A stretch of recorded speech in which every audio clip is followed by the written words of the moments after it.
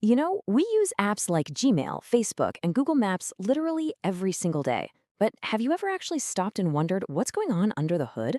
Well, today, let's pull back that curtain and unpack the incredible architecture that powers the modern web. It all boils down to this, right? Why does one feel so instant and so fluid, where you can drag the map around and nothing ever has to reload, while the other feels, well, a little clunky? You get that classic blank white screen every time you click a link. The answer, it turns out, is in a massive shift in how the web is built. So here's our game plan. We're going to start with a quick history lesson, just to get why this evolution even happened. Then we're going to dissect a web app into its two main parts, the client and the server.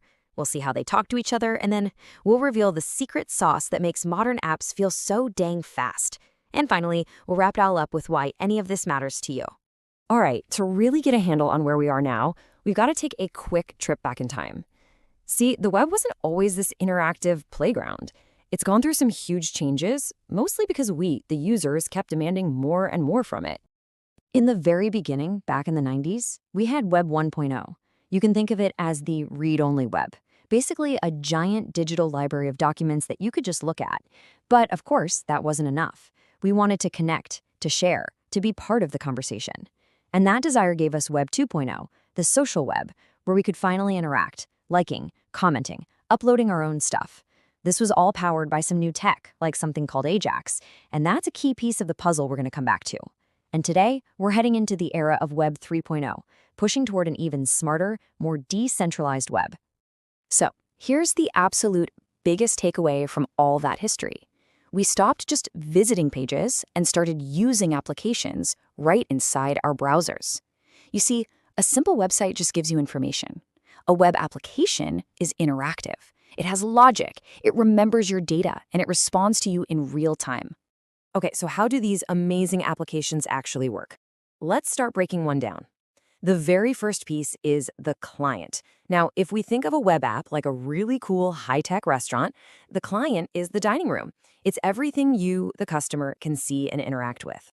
And at the heart of the entire internet is this simple relationship. On one side, you've got the clients. That's your laptop, your phone, whatever you're using to watch this, all running a web browser. And on the other side, you've got the server, which is just a powerful computer that's holding all the information. Your browser, the client, sends a request out and the server sends a response back. It is just a constant back and forth conversation. So to put it simply, the client is the part of the app that's running on your device. It's the user interface, right? The buttons you click, the text you read.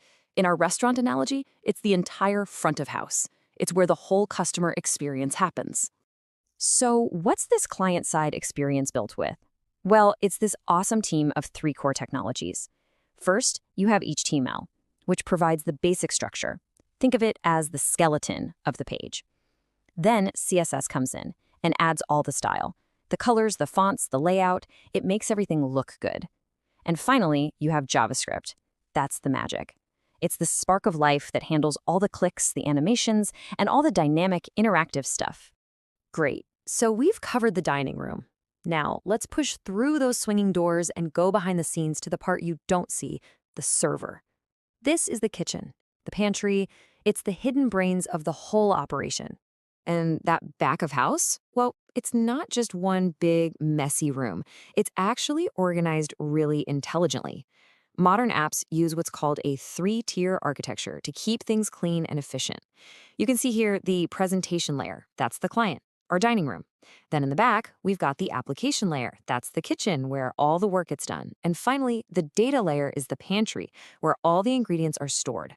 Let's break that down even more. The application layer, the server, is like the head chef. It takes your order from the dining room, processes it using its special recipes, that's the business logic, and then grabs what it needs from the pantry. The data layer, or the database, is that pantry. It's a super organized storage system for all the raw information. Your user profile, your photos, your comments, you name it. Okay, so how do the dining room and the kitchen actually talk to each other? That's where HTTP comes in, and it's kind of the unsung hero of our whole restaurant. Think of HTTP as the incredibly fast, efficient waiter. It takes your request from the client, zips it back to the server, and then brings the server's response right back to your table. It's the universal language of the entire web. All right, we now have all the pieces on the board. We've got a client and a server and a waiter running between them. But how they work together is what makes all the difference between a clunky old website and a sleek, modern app. It really comes down to two totally different styles of service. The big secret to modern web apps is this revolutionary idea called the single page application, or SPA for short. So instead of asking the server for a brand new page for every single click, an SPA loads one single page when you first visit. And then it lets JavaScript dynamically rewrite little parts of that page as you interact with it. The key here, the most important part, is this: no more page reloads. And this diagram just shows the difference so perfectly. Up top, you've got the traditional way. You click something, your browser has to ask for a whole new HTML page. The server has to build it from scratch and send it all back. Every single interaction means a full, jarring reload. But check out the bottom, the single page way. After that first load, the client uses that tech we mentioned, AJAX, to send a tiny specific request to the server, all in the background. The server then sends back just the little piece of data it needs, and that's it. Your browser then instantly updates the page. No waiting, no white screen. The huge difference here is where the work of building the page actually happens. In the old model, the server does all the heavy lifting, creating a new page for every click. But with these modern SPAs, that responsibility gets shifted to the client, to your browser.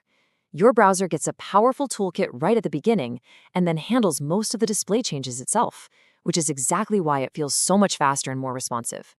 Let's use our restaurant analogy one last time to really nail this down.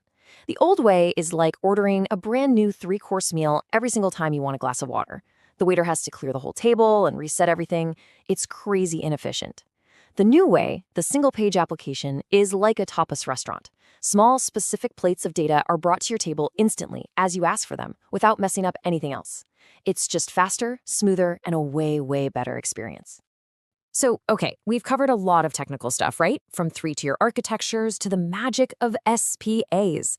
But what does all of this actually mean for you, the person using these apps every day? Well, this architectural shift is a total game changer. It's the reason our web apps feel so fast and fluid, almost like the native software installed right on our computers. And by only grabbing tiny bits of data, it also reduces the strain on servers, which makes the whole internet more efficient. Honestly, this architecture is the very foundation that makes these incredibly complex, powerful tools like Gmail and Google Drive even possible inside a browser. This quote really just sums it all up perfectly. The exact moment a website becomes more than just a static page, when it lets you interact, when it saves your data, when it changes based on what you do, that's when it crosses the line and becomes a true web application.